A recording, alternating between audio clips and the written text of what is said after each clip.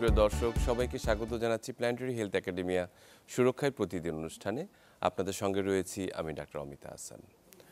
আজ 8ই সেপ্টেম্বর সমগ্র বিশ্বের সঙ্গে বাংলাদেশেও পালিত হচ্ছে ওয়ার্ল্ড ফিজিওথেরাপি ডে। আমরা যদি এর কিছুটা পেছনে ফিরে তাকাই তাহলে আমরা দেখতে পাই 1951 সালে আমরা প্রথম লন্ডনে এই দিবসটি ওয়ার্ল্ড যে ফিজিওথেরাপির যে বডিটি রয়েছে সেটি তৈরি হয় এবং পরবর্তীতে 1996 সালে তারই স্মরণে 8ই সেপ্টেম্বরকে গ্রহণ করা হয় ওয়ার্ল্ড ফিজিওথেরাপি ডে হিসেবে এবং বাংলাদেশে 2001 সাল থেকে সেটি পালন করা হচ্ছে এবং এই বছরও বিশ্বের অন্যান্য দেশের সঙ্গে তাল মিলিয়ে একই সঙ্গে এই দিবসটি অত্যন্ত আড়ম্বরভাবে উদযাপন করা হচ্ছে। ফিজিওথেরাপি আসলে প্রত্যেকটা মানুষের জীবনের সঙ্গে একটি পরিচিত শব্দ। মানুষের যখন বয়স বাড়তে থাকে ধীরে ধীরে সে তার বডির একটি পরিবর্তন হতে থাকে, ক্ষয় হতে থাকে। বিশেষ করে আমাদের যে স্কেলেটন সিস্টেম বা মাস্কুলোস্কেলেটাল সিস্টেমের মধ্যে এটি সবচেয়ে বেশি প্রতিভাত হয় এবং দেখা যায় একটি মানুষ প্রতিনিয়ত তার কাজের জন্য হোক, তার বসে থাকার টেন্ডেন্সির জন্য হোক, অনেক সময় তার অ্যাক্টিভিটির কারণে হোক কোনো না কোনোভাবে ব্যথায় বা কোনো কারণে আক্রান্ত হচ্ছে এবং তার মধ্যে কোমর ব্যথা বা লো ব্যাক পেন হচ্ছে সবচেয়ে বেশি। পৃথিবীর প্রায় আমরা বলবো 3 কোটি মানুষ এই কোমর ব্যথায় আক্রান্ত মানে প্রতি মুহূর্তে। কাজেই এই কোমর ব্যথার বিষয়টি এবার আজকে আলোচনা উঠে এসেছে। এবার ওয়ার্ল্ড ফিজিওথেরাপি ডের যে মূল প্রতিপাদ্য বিষয় তা হচ্ছে the role of physiotherapy in its prevention and management in low back পেনের ক্ষেত্রে। এবং বাংলাদেশ আমরা যদি বলতে চাই তাহলে কোমর ব্যথা ফিজিওথেরাপির আসলে ভূমিকাটি কী, এই প্রসঙ্গে আমরা আজকে আলোচনা করতে চাই এবং আমাদের সঙ্গে আলোচনায় স্টুডিওতে যুক্ত হচ্ছেন মোহাম্মদ ফারুকুল ইসলাম, বাত ব্যথা প্যারালাইসিস ও রিহ্যাবিলিটেশন বিশেষজ্ঞ, vice president Bangladesh physiotherapy association BPA, সহকারী অধ্যাপক ও vice president Dhaka college of physiotherapy, সাবেক বিভাগীয় প্রধান ফিজিওথেরাপি বিভাগ সিআরপি মিরপুর। মোহাম্মদ ফারুকুল ইসলাম, আপনাকে স্বাগত আমাদের। ধন্যবাদ আপনাকে, ধন্যবাদ আমাদের সঙ্গে স্টুডিওতে যুক্ত আছেন মোহাম্মদ নেসার উদ্দিন শাকের, সাংগঠনিক সম্পাদক এবং vice president Bangladesh physiotherapy association. Mohammad Nesar Uddin শাকের, আপনাকে স্বাগত। ধন্যবাদ জানাচ্ছি আপনাকে এবং সেই সাথে চ্যানেল 24 এর মাধ্যমে সকল দর্শক শ্রোতাদেরকে অসংখ্য ধন্যবাদ। আপনারা আসলে সত্যিকার অর্থে যে এই ফিজিওথেরাপি বিষয়টি আমি যে বলছিলাম যে আমাদের জীবনের সাথে ওতপ্রোতভাবে জড়িত। কেউ না কেউ তার জীবনের কোনো না কোনো অংশে শরণাপন্ন হয়েছেন, যে কারো ঘাড়ে ব্যথা, কারো কোমরে ব্যথা, কারো, এবং সবচেয়ে বড় কথা এর অনেকগুলো বিস্তৃতি রয়েছে বা উইং রয়েছে অনেকগুলো। দেখা যাচ্ছে যে কার্ডিয়াক পেশেন্ট, তার কার্ডিয়াক ফিজিওথেরাপি দরকার, পোস্ট কার্ডিয়াক রিহ্যাবিলিটেশন দরকার। বিশেষ করে অর্থোপেডিক যে পেশেন্টগুলো রয়েছে হাত পা ভাঙার পরে তার যে রিহ্যাবিলিটেশনটি দরকার, সেখানে ফিজিওথেরাপির একটি গুরুত্বপূর্ণ ভূমিকা রয়েছে। এমনকি এই যে এবারের ছাত্র আন্দোলনের যে ছাত্ররা অসুস্থ হয়েছে বা আহত হয়েছে তাদের ক্ষেত্রেও আমরা ইনভলভ হতে দেখেছি আপনাদেরকে, একই সঙ্গে ফিজিক্যাল মেডিসিন এই বিভাগটির সঙ্গে সংযুক্ত হতে। তো আজকের এই বিশ্ব ফিজিওথেরাপি দিবস উপলক্ষে আপনাদের দুজনকে শুভেচ্ছা জানাচ্ছি। আপনাদের মাধ্যমে বা সমগ্র পৃথিবীতে 6 লক্ষ ফিজিওথেরাপিস্ট কর্মরত রয়েছেন, তাদের সবার প্রতি আমার অভিনন্দন রইল। একই সঙ্গে বাংলাদেশে যারা আপনারা দীর্ঘদিন ধরে এই সেবায় নিয়োজিত আছেন, আপনাদের কর্মক্ষমতা আরও দিনে দিনে উত্তরোত্তর বৃদ্ধি পাক। আমি সরাসরি মোহাম্মদ ফারুকুল ইসলাম আপনার কাছে ফিরে আসি।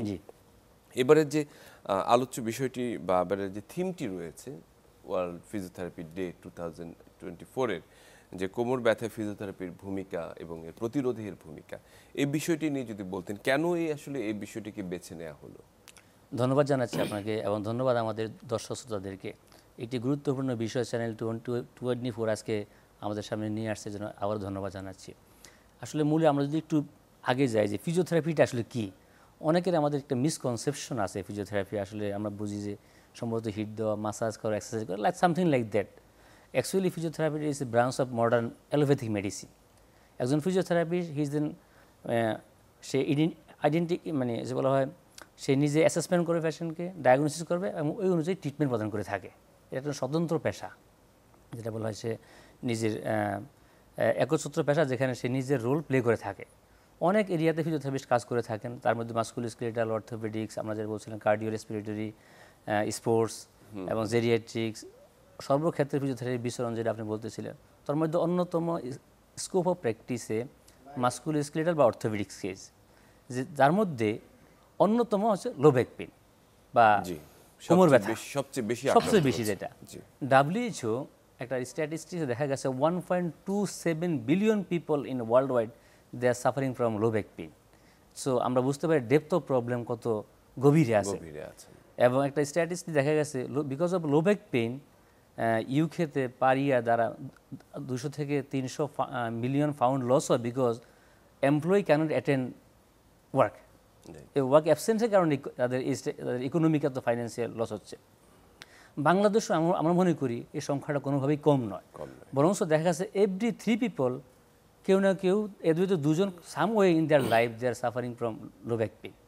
সো যার কারণে আমাদের দৈনন্দিন কার্যক্ষমতা কমে যায়, দৈনন্দিন কার্যক্রম আমাদের ব্যাহত হয়, অফিস, পার্সোনাল কাজ, ফ্যামিলি কাজ, এভরি কাজ আমরা স্ট্রাগল হয়ে একটি পর্যায়ে উনি আসলে সমাজ এবং ফ্যামিলির জন্য কিন্তু বার্ডেন হয়ে দাঁড়ায়, যে তাকেই আসলে অ্যাসিস্ট করতে হয়। এক্স্যাক্টলি তার কর্ম স্পিড, কর্মফ্রিহা, কর্মক্ষেত্রে তার সর্বক্ষেত্রে তার মানে ডাউনওয়ার্ড তার পারফরমেন্স হয়ে যায়।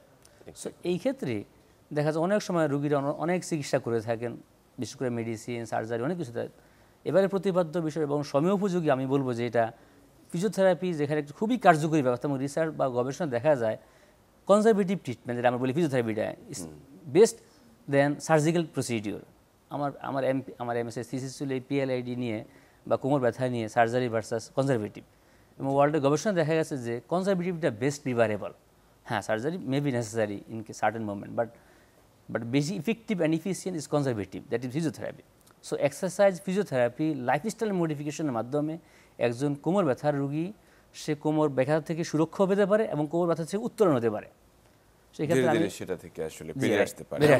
এই প্রতিরোধের বিষয়গুলোতে আসবো, তার আগে আমি একটু মোহাম্মদ নেসারউদ্দিন আপনার কাছে একটু ফিরে আসি, যে আসলে এবারের যে প্রতিপাদ্য বিষয়টি রয়েছে কোমর ব্যথায় ফিজিওথেরাপির যে প্রতিরোধকারী যে ভূমিকাটি রয়েছে, সেটিকে আসলে আপনি কতখানি সময়োপযোগী বলে মনে করেন এই সময়ের জন্য? আসলে আপনার যে আমরা কথায় বলছিলাম যে মানুষ জীবনের কোনো না কোনো অংশে কোমর ব্যথায় ভুগে থাকেন, যে আমার আফটার বার্থ থেকে শুরু করে আমি ডেথ পর্যন্ত, যে জীবনের সার্টেন প্রত্যেকটা মোমেন্টেই দেখা গেছে যে আমরা কোমর ব্যথা সহ যে কোনো ব্যথায় ভুগতে পারি। কিন্তু আমাদের বর্তমানে যে আমরা সেডেন্টারি লাইফস্টাইল ফলো করি বা মেনটেন করি, আমরা ম্যাক্সিমাম জবগুলো এখন দেখেন যে আপনার কায়িক পরিশ্রম থেকে আমরা ডেস্ক জবের দিকে চলে গিয়েছি। আমাদের লাইফটা মোটামুটি আপনার রোবোটিক লাইফ হয়ে গেছে ওয়ান কাইন্ড অফ, যে আমরা সারাক্ষণ বসে প্রায় 8 ঘন্টা 10 ঘন্টা পার ডে বসে বসে কাজ করছি। এবং আপনারা দেখেন যে আমরা কিন্তু পশ্চার মেনটেন করছি না। আমরা আপনার কাজ করার সময় আমার কাছে যেভাবে ভালো লাগছে, আমি বাঁকা হয়ে বসতেছি, সামনের দিকে ঝুঁকে বসতেছি, অথবা পিছনের দিকে হেলান দিয়ে বসতেছি। তো এতে কি হচ্ছে যে আমার স্পাইনের যে কার্ভেচারটা থাকে অথবা স্পাইনের যে স্ট্রাকচার থাকে, স্পাইনের স্ট্রাকচারের মধ্যে আমার আলটিমেটলি একটা ইফেক্ট পড়তেছে, যার কারণে আমার কোমর ব্যথা হচ্ছে।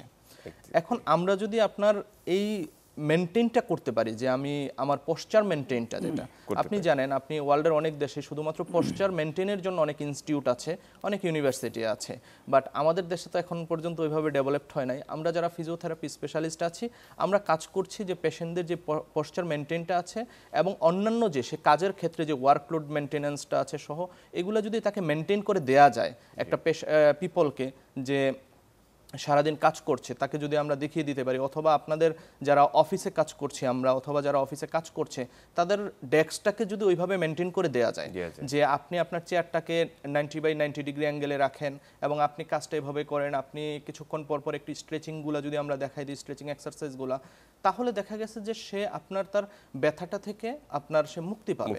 আপনি জানেন যে আমরা বলতে পারি যে আমাদের লাইফ এক্সপেক্টেন্সি যেটা, অথবা আমাদের ডেথ, এটা মোটামুটি ফিক্সড। আমরা আল্লাহকে বিশ্বাস করি অথবা যারা অন্য ধর্মে বিশ্বাস করে তারাও ফিক্সড, বাট কোয়ালিটি লাইফটা আমাদের নিজেদের উপর নির্ভর করে, যে আমি কিভাবে, আমি কতদিন সুস্থ থাকবো, আমার মৃত্যুটা কি আমার সুস্থভাবে হবে, না আমি ভুগে ভুগে মারা যাব বা বেডরিডেন হয়ে মারা যাব। একদম যথার্থ বলেছেন, যে আসলে ওই জায়গাটা কিন্তু আপনার মেইনটেনেন্সের উপর নির্ভর করে। একদম যথার্থ বলেছেন মোহাম্মদ নেসার।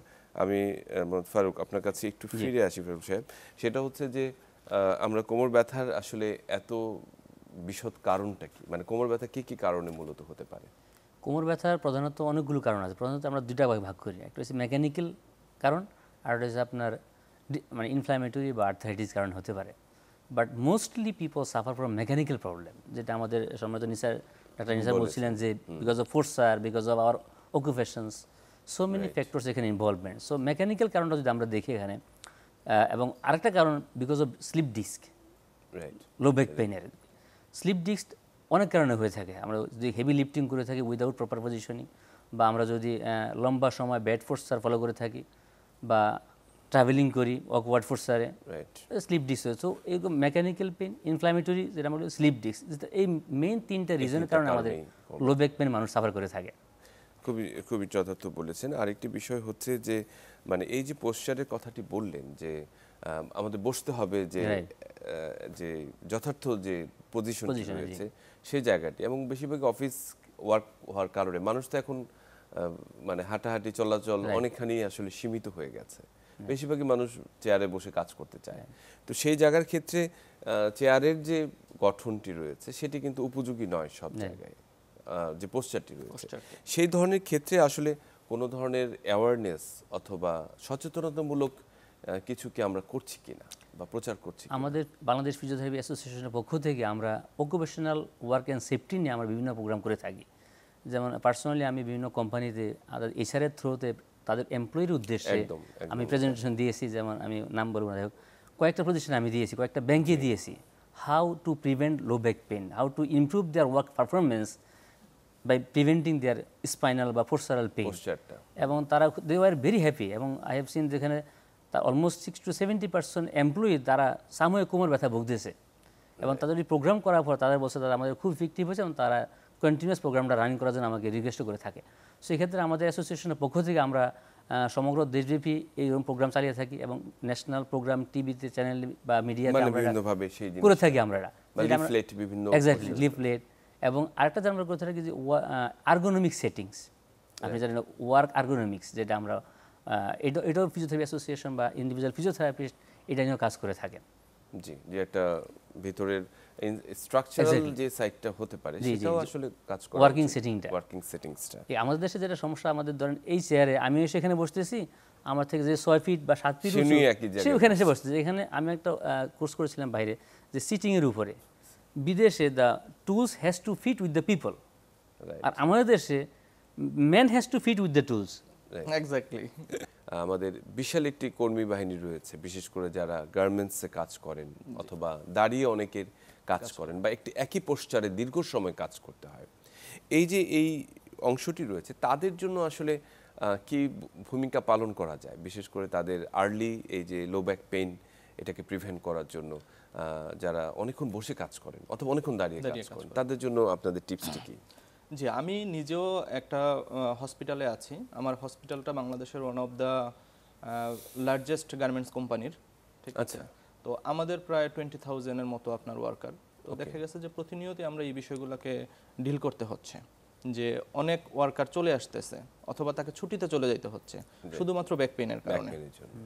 এখন বিষয়টা হলো, যখন আমার আসলে শরীরে পেইন থাকবে তখন আমার কোনো কাজেই কনসেন্ট্রেশন আসবে না, স্বাভাবিক। তখন দেখা গেছে যে এটা তার যে ইনকাম জেনারেশন অ্যাক্টিভিটিস আছে সেখানে ইম্প্যাক্ট পড়তেছে, অথবা তার কাজগুলো ভালো হচ্ছে না, তখন আলটিমেটলি তাকে আপনার লিভ নিতেই হচ্ছে। এখন এটাকে কিভাবে প্রিভেন্ট করা যায়? আপনার যে লোকটার কাজ করার কথা, হয়তো তার মাসেলের ক্যাপাবিলিটি, আপনারা জানেন আমাদের ফুড হ্যাবিট সহ অন্যান্য কারণে অথবা সেডেন্টারি লাইফস্টাইলের কারণে আমাদের মাসেলের স্ট্রেংথ অথবা বোনসের যে স্ট্রাকচারাল কন্ডিশন থাকে ওইটা এখন আর নর্মালভাবে থাকে না। তখন দেখা গেছে যে আমি যে 8 ঘন্টা দাঁড়িয়ে কাজ করব, সেই দাঁড়িয়ে কাজ করার মতো স্ট্রেংথ আমার মাসেলের নেই। কারণ আমরা জানি যে প্রত্যেকটা জিনিসেরই, তো আমি একটা মোবাইল চালাচ্ছি, সেটা তো আমি 8 ঘন্টা টানা চালাইতে পারবো না, সেটা ডিস্টার্ব দেবে। আমি একটা ল্যাপটপ চালাবো, সেটাও পারবো না। তো অনেক ক্ষেত্রেই মনে হয় কি, যে আমার বডিটা মনে হয় মেশিনের চাইতে আরও বেশি, যে আমি সারাক্ষণ কাজ করছি, কোনো রেস্ট নাই। কিন্তু আলটিমেটলি তো আমার রেস্ট দেওয়া প্রয়োজন। আমার একটা মাসেল হয়তো টানা 1 ঘন্টা কাজ করতে পারবে, কিন্তু আমি কাজ করছি 3 ঘন্টা, তাহলে আলটিমেটলি সেটা ফ্যাটিগনেস ডেভেলপ করতেছে। সেই ফ্যাটিক থেকে আস্তে আস্তে যখন এটা আপনার আমি কন্টিনিউয়াস করতেছি, একটা সার্টেন পিরিয়ড পরে যে সে সিমটম প্রডিউস করছে, যে পেইন হচ্ছে, তাহলে এখন আমাকে যেটা করা উচিত, যে আমার যেই ফ্যাক্টরিগুলা অথবা আপনার যেখানে আমার দীর্ঘক্ষণ দাঁড়িয়ে কাজ করতে হচ্ছে, সেটার এনভায়রনমেন্টাল মডিফিকেশন প্রয়োজন। যে আমি যদি চাই আমি 30 মিনিট পরে অন্তত 2 মিনিটের জন্য আমি রেস্ট নিতে পারি, বা 5 মিনিটের জন্য আমি রেস্ট নিতে পারি, জি আমি যখন কাজ করব, আমি যখন একটানা দাঁড়িয়ে কাজ করতেছি, এর মধ্যে আমি যাতে 2 মিনিট আপনার একটু বসে কাজ করতে পারি, এবং আমি তখন আমার যেই পোশ্চার আমি মেনটেন করতে পারি, এবং আমি বসে যখন কাজ করব আমার যে ডেস্ক জবগুলো থাকে, যেমন আপনার দেখা গেছে এখন যারা আমি অতি সম্প্রতি গতকালকের ঘটনায় যদি বলি, যে যারা ব্যাংকের টেলার সেকশনে বিশেষ করে কাজ করে, টানা প্রায় 7-8 ঘন্টা তাকে কাজ করতে হচ্ছে, বসে থাকতে হচ্ছে কন্টিনিউয়াসলি, তখন দেখা গেছে কি তার স্পাইনাল কার্ভেচারটা কমপ্লিটলি চেঞ্জ হয়ে যাচ্ছে বসে থাকতে থাকতে। তার শোল্ডারে পেইন হচ্ছে, তার সার্ভাইকালে পেইন হচ্ছে, তার লাম্বার রিজিয়নে পেইন হচ্ছে। এর জন্য আসলে আমাদের অ্যাওয়ারনেসটা বেশি প্রয়োজন। সবচেয়ে গুরুত্বপূর্ণ বিষয় যেটা, সেটা হলো যে আমাদের এই অ্যাওয়ারনেসটা, যে আমি কখন স্টপ করব। আমি আসছি আপনার কাছে, তার আগে মোহাম্মদ ফারুকুল ইসলাম আপনার কাছে ফিরে আসি, যে আমাদের যে প্রতিপাদ্য বিষয়টি রয়েছে এবার কোমর ব্যথা ফিজিওথেরাপির আসলে ভূমিকা, প্রতিরোধের ভূমিকা এবং এর ব্যবস্থাপনা। তো সেক্ষেত্রে আসলে প্রতিদিনের ডেইলি অ্যাক্টিভিটিসের ক্ষেত্রে আমাদের কি কি সতর্কতা অবলম্বন করা উচিত? এবং আপনি বলেছেন যে আপনার থিসিসের একটি বিষয় ছিল যে কনজারভেটিভ ট্রিটমেন্ট ভার্সাস সার্জারি। অনেকেই আসলে সার্জারিতে যেতে চায় না, খুব স্বাভাবিক। প্রাথমিকভাবে ফার্স্ট স্টেপে অনেকেই সার্জারিতে যেতে চায় না, ভয় পায়, অথবা ভাবে যে আসলে এখানে অনেকগুলো বিষয়, গুরুত্বপূর্ণ নার্ভ এবং স্পাইনাল কর্ডের বিষয়টি রয়েছে, সেক্ষেত্রে অনেকে হয়তো ভয় পায়, কিন্তু প্রতিনিয়ত তাকে ব্যথা কিন্তু তাকে কাবু করছে। সেক্ষেত্রে আসলে এই কথাটার মানে কতখানি যুক্তিযুক্ত যে কনজারভেটিভ ম্যানেজমেন্ট একটা মানুষকে স্বাভাবিক জীবনযাপনে পদ্ধতিতে অভ্যস্ত করতে সমর্থ হবে? রাইট, খুবই গুরুত্বপূর্ণ বিষয়। কোমর ব্যথার যে আমরা প্রথমত আমাকে দেখতে হবে এটা রিজনটা কি কারণে পেইনটা হচ্ছে। যেমন আমাদের ডক্টর নেসা বলছিলেন যে পোস্টারাল, লম্বা সময় আমরা আলোচনা করতেছিলাম যে first you have to identify the reason and find the source of problem. এবং physiotherapy basic treatment strategy, find the source and treat source, not symptoms. আমরা বলে থাকি যেটা, আপনি যদি সোর্সকে দূর করতে পারেন আপনার সিমটমসগুলো অটোমেটিক চলে যাবে। সো প্রথমত অ্যাসেসমেন্টের মাধ্যমে একজন ফিজিওথেরাপি আমরা যেটা করি, অ্যাসেসমেন্ট করে দেখি তার রিজনটা কি। ইজ ইট মেকানিক্যাল রিজন, নাকি অন্য কোনো রিজন, নাকি তার অকুপেশনাল রিজন, নাকি এনভায়রনমেন্টাল প্রবলেম। সো আমরা অ্যাসেসমেন্ট করে তার মাসেল স্ট্রেংথ, বনি পজিশন, বনি যে আমরা জানি স্পাইনে যে অ্যালাইনমেন্ট আছে, আপনি জানেন যে কার্ভেচারটা ঠিক আছে কিনা, বা কার্ভেচার কেন নষ্ট হয়ে যায়, এগুলো আমরা অ্যাসেসমেন্টের মাধ্যমে দেন আমরা একটা কনক্লুশনে আসি, হ্যাঁ তার এই problem, then we go for treatment strategy. একজন ফিজিওথেরাপিস্ট যে কোয়ালিফাইড যে পেশেন্টকে অ্যাসেসমেন্ট করে, there is a lot of option of treatment, like mechanical manipulation, mobilisation. World যে বেস্ট ট্রিটমেন্ট অপশন এখন আমার বাংলাদেশে অলমোস্ট অনেক ফিজিওর অ্যাপ্লাই করে থাকেন। আমি বলবো comparatively with USA and UK you will find almost similarities. So এক্ষেত্রে ট্রিটমেন্ট অপশন অনেকগুলো আছে, বাট অ্যাজ এ পেশেন্ট হিসাবে সে তার কী করণীয়? ইউজুয়ালি ফিজিওথেরাপিস্ট তাকে হোম এক্সারসাইজ দিয়ে থাকেন। Part of his intervention he provide some home exercise from day one থেকে আমরা যেটা বলছেন সে বাসায় কী করণীয় বা সে নিজে কী করে প্রিভেন্ট করতে পারে। আপনি তো কিছু অংশ করে দিলেন, কিন্তু তারপরে তার সারাদিনের অ্যাক্টিভিটি আমরা তাকে প্ল্যান দিয়ে দিই যে সে হাউ অফেন, কতক্ষণ পর পর সে ব্যায়ামটা করবে, number 1। Number 2, what he has to stop, like band সামনে ঝুঁকে কোনো জিনিস না তোলা, বা শুধু ভারী জিনিস হাই কোমর ব্যবহার করা। অনেকের ক্ষেত্রে দেখছি আমরা মাটিতে বসে প্রেয়ার বা নামাজ, ওটা আমরা বলি কিছুদিনের জন্য for certain movement, but not for লম্বা সময় নয়, সেটাই বলছি। এবং তার অকুপেশন লম্বা সময় বসে থাকে, তাকে একটু পর পর উঠে একটু হাঁটা, একটু এক্সারসাইজ করা। মোস্টলি তাকে আমরা কিছু মাসেল স্ট্রেংথেনিং এক্সারসাইজ দিয়ে থাকি, যাতে তার ব্যাক মাসেল বা কোর মাসেলগুলো স্ট্রেংথ হয়, যাতে তার ওই কাজে সাস্টেনেবিলিটি আসে। একদম তাই। এবং তার ব্যাক পেইন প্রিভেনশনের মহা ওষুধ বলে আমরা কোমর ব্যথার ব্যাক এক্সারসাইজ বা মাসেল কোর এক্সারসাইজ। এবং অনেকভাবেই এটা আপনি প্রিভেন্ট করতে পারেন যদি কারো ব্যাক পেইন না হয়, এবং পেইন থেকে উত্তরণের উপায় এক্সারসাইজের মাধ্যমে।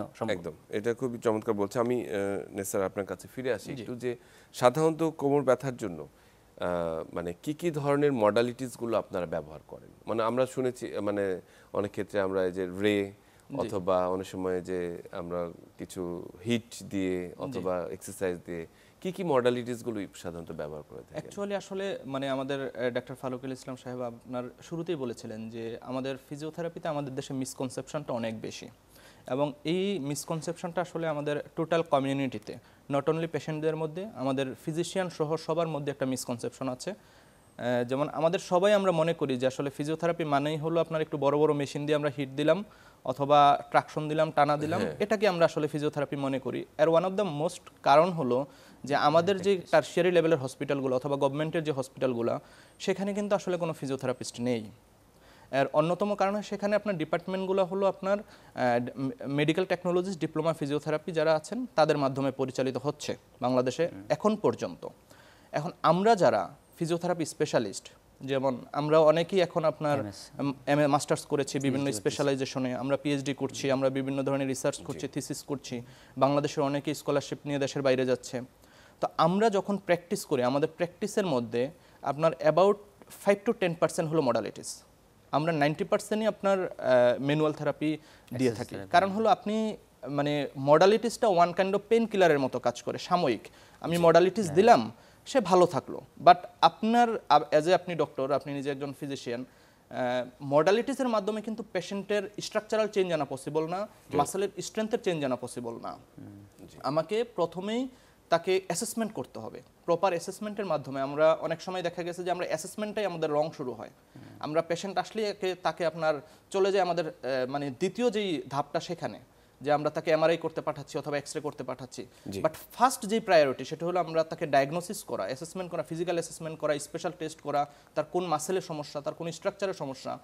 আমরা যখন এই অ্যাসেসমেন্টগুলো করি তখন আমরা তার একটা ডিফারেন্সিয়াল ডায়াগনোসিসে পৌঁছতে পারি যে তার কোন ট্রিটমেন্টটা প্রয়োজন। তখন আমরা সাধারণত তাকে আপনার ম্যানুয়াল ফিজিওথেরাপির মাধ্যমে পেশেন্টকে ট্রিটমেন্ট করা হয়। এবং আমাদের মোটামুটি দেশের যে কোয়ালিফাইড সেন্টারগুলো আছে এবং অথেন্টিক যে সেন্টারগুলো আছে, সিআরপি সহ ঢাকার অন্যান্য প্রতিষ্ঠানগুলো আছে, আমরা ম্যাক্সিমাম ক্ষেত্রে 90% ম্যানুয়াল প্র্যাকটিস করা হয়। আমরা মডালিটিসটা খুব কম ব্যবহার করে থাকেন। যদিও আজকের এবারের বিষয়টি কোমর ব্যথার সাথেই খুব সংশ্লিষ্ট, এছাড়াও আপনি যেহেতু এর আগে সিআরপিতে কাজ করেছেন, সিআরপির একটি ভালো ভূমিকা রয়েছে বিশেষ করে বাংলাদেশের ফিজিওথেরাপির ক্ষেত্রে, বিশ্বাসের একটি আস্থার জায়গা। সেখানে সাধারণত যারা অন্যান্য যে চিকিৎসাগুলো মানে ক্ষেত্রে ফিজিওথেরাপির প্রয়োজন রয়েছে, বিশেষ করে স্পেশাল যে চাইল্ড রয়েছে অটিজমের ক্ষেত্রে বা অন্যান্য রিহ্যাবিলিটেশনের ক্ষেত্রে, সেখানে আপনারা কেমন ভূমিকা পালন করছেন? খুবই গুরুত্বপূর্ণ। আসলে সিআরপিতে লম্বা সময় কাজ করাতে বিভিন্ন ধরনের রোগীর সংস্পর্শে আমরা দেখি। এবং সিআরপি যদি একটা ব্রাঞ্চের কথা বলি, এখানে মিরপুরে প্রায় পার ডে বর্তমানে 600 থেকে 700 নিউ পেশেন্ট পার ডে ওখানে যায় ট্রিটমেন্ট সিক করার জন্য। বাট আনফর্চুনেটলি তারা কিন্তু অত লোড নিতে পারতেছে না। একজন রোগী আজকে ফিজিওথেরাপি সেশন পায়, আগামী 15 দিন পরে আরেকটা সেশন পায়। So that means there is a huge demand. কেন? মানুষ এখানে একটা আস্থার জায়গা। আর আস্থার জায়গাটা কীভাবে হয়েছে? আমাদের একটা নেচার বলছিলেন যে because of qualified physiotherapists, proper assessment, proper diagnosis, proper treatment, and that has built over the decades. অনেক বছর এটা তৈরি হয়েছে কিন্তু। সো এখানে একজন স্বতন্ত্রভাবে উনি অ্যাসেসমেন্ট করে তার অনুযায়ী উনি ট্রিটমেন্ট প্ল্যান করে থাকেন। সো ইউজুয়ালি ব্যাক পেনের ক্ষেত্রে আমরা যেটা করে আসছি একটা protocol, we have some protocol, যেখানে আমরা কোনো কম্প্রোমাইজ করি না প্রোটোকলের ক্ষেত্রে। আমরা বলি 10 to 12 session maximum. 10 to 12 session একজন ব্যাক পেন রোগীর ক্ষেত্রে ইউজুয়ালি লাগে বা লাগার কথা। এরা আগেও ভালো হয়ে যেতে পারে, হয়তো 2 সেশন বেশি লাগতে পারে। যদি কারো বেশি লাগে, হোয়াই মানে পেশেন্ট বেশি দরকার তার সেশন, ওই রেসপন্সিবল ফিজিও সেটাকে জবাবদিহি করতে হবে তাকে।